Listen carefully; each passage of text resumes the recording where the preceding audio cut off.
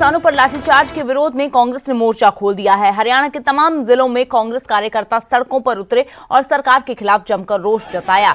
आपको हम 6 तस्वीरें दिखा रहे हैं। भिवानी, दादरी, जींद, करनाल, कुरुक्षेत्र और पंचकुला की ये तस्वीरें हैं। कांग्रेस ने तीनों कृषि कानून और भूमि अधिग्रहण कानून रद्द करने, महंगाई पर रोक लगाने और सिर फोड़ने के आदेश देने वाले एसडीएम को बर्खास्त करने की मांग की। करनाल में कुमारी शैलजा की अध्यक्षता में कांग्रेस कार्यकर्ताओं ने प्रशासनिक अधिकारी को राज्यपाल के नाम ज्ञापन सौंपा।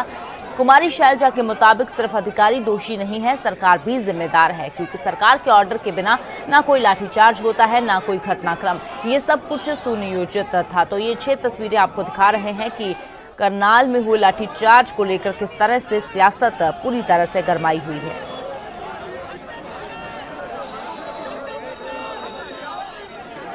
और अब बात करते हैं ऑस्ट्रेलिया की जेल में बंद भारतीय छात्र विशाल जूट की, जिसको 15 अक्टूबर को रिहा करने का आदेश ऑस्ट्रेलिया की एक अदालत ने दिया है। रिपोर्ट के मुताबिक एनएसडब्ल्यू विभाग के लोक अभियोजकों ने जूट पर लगाए 8 नस्लीय आरोपों को हटा दिया है। इस मामले में ऑफ इंडिया ने जूट के वकील से उसकी रिहाई की पुष्टि की है। विशाल को कथित तौर पर 16 सितंबर 2020 और 14 फरवरी 2021 के बीच हुए झगड़ों के 3 मामूली आरोपों के लिए दोषी ठहराया गया। अंतिम सुनवाई में अदालत में विशाल के वकील ने जूट को खालिस्तानियों की ओर से उकसाए जाने का वीडियो भी पेश किया। इसी वीडियो के कारण ये विवाद हुआ था। जिन आरोपों के लिए जूट को दोषी ठहराया गया है, उसके लिए उसकी गिरफ्तारी के दिन 16 अप्रैल 2021 से 6 महीने की जेल की सजा सुनाई गई। इस तरह अब जूट की सजा 15 अक्टूबर 2021 को समाप्त होने जा रही है। तो अब जेल में बंद भारतीय छात्र विशाल जूट 15 अक्टूबर को रिहा होगा। और अब बात करते हैं सुप्रीम कोर्ट की। सुप्रीम कोर्ट ने वेब पोर्टल, यूट्यूब चैनल और सोशल मीडिया में चलने वाली फर्जी खबरों पर चिंता जताई है। एक मामले की सुनवाई के दौरान गुरुवार को कोर्ट ने कहा कि इस तरह की मीडिया पर कोई नियंत्रण नहीं है। बिना जिम्मेदारी के बदनाम करने वाली खबरें यहां पर चलाई जा रही हैं।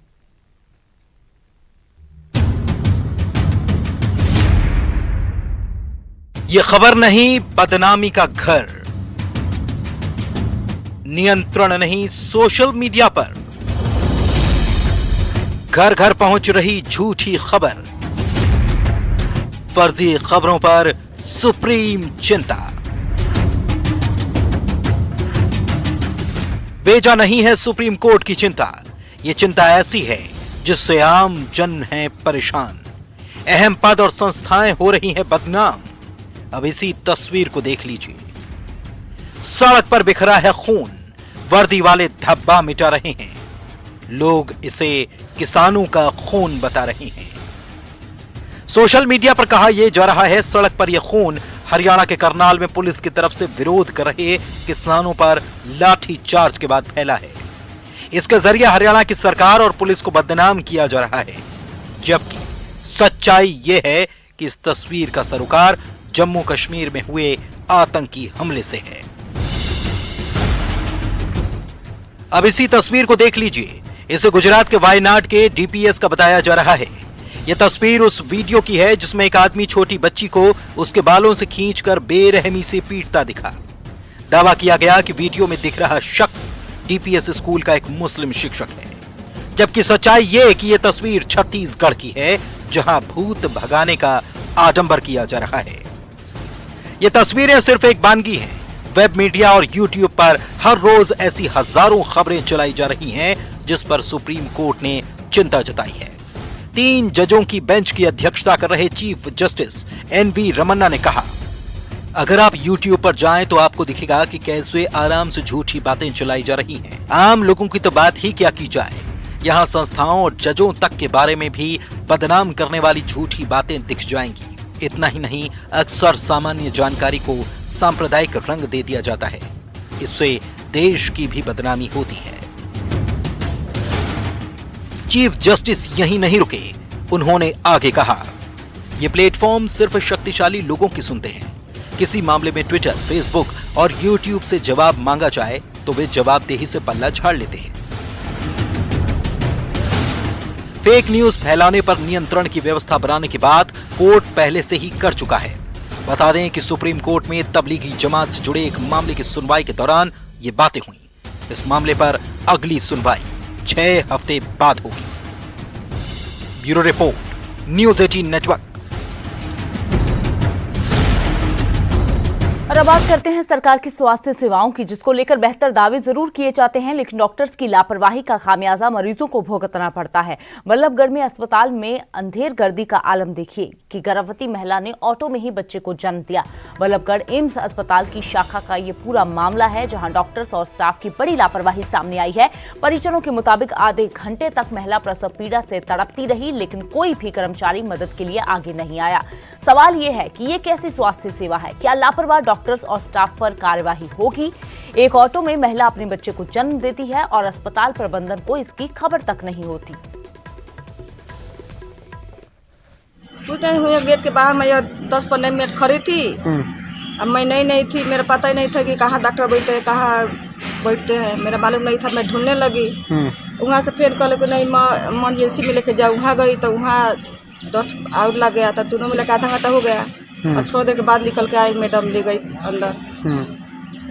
तो क्या बच्चे सही है? बच्चा सही है। तो कहाँ हुआ था बच्चा? बच्चा ऑटो में हुआ था। और अब खबर हिमाचल से, जहां सेब के गिरते दामों पर दिए बयान पर बागवानी मंत्री महेंद्र सिंह ठाकुर घिरते नजर आ रहे हैं। हिमाचल कांग्रेस अध्यक्ष कुलदीप राठौर ने बागवानी मंत्री महेंद्र सिंह ठाकुर पर जमकर हमला बोला। कुलदीप राठौर ने कहा कि महेंद्र सिंह ठाकुर बागवानी विरोध मंत्री हैं और बागवानों के जले पर नमक छिड़कने का काम करते हैं। बता दें कि महेंद्र सिंह ठाकुर ने बागवानों को क्रेट में डालकर खुली मार्केट में सेब बेचने की सलाह दी थी।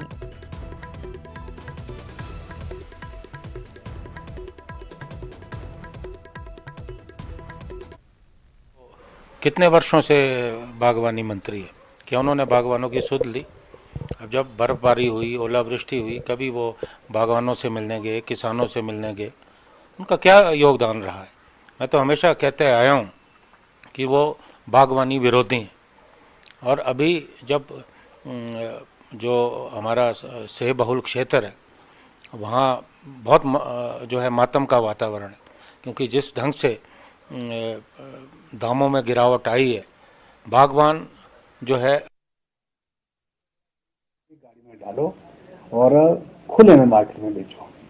उससे क्या है कि जो पेटी का आपका खर्चा है वो खत्म हो जाएगा, ट्रे का खर्चा खत्म हो जाएगा, आपका ग्रेडिंग का खर्चा खत्म हो जाएगा, आपका पैकिंग का खर्चा खत्म हो जाएगा। 4 खर्चे कम हो जाएंगे। जो सेब है एज इट इज, सेब से लेकर के ये जो यहाँ सेब खरीदते भी है, बदामी खरीदते भी है, ये भी आगे जाकर के फिर उन पेटियों को दोबारा से खोलते हैं, दोबारा से उनको पैक करते हैं।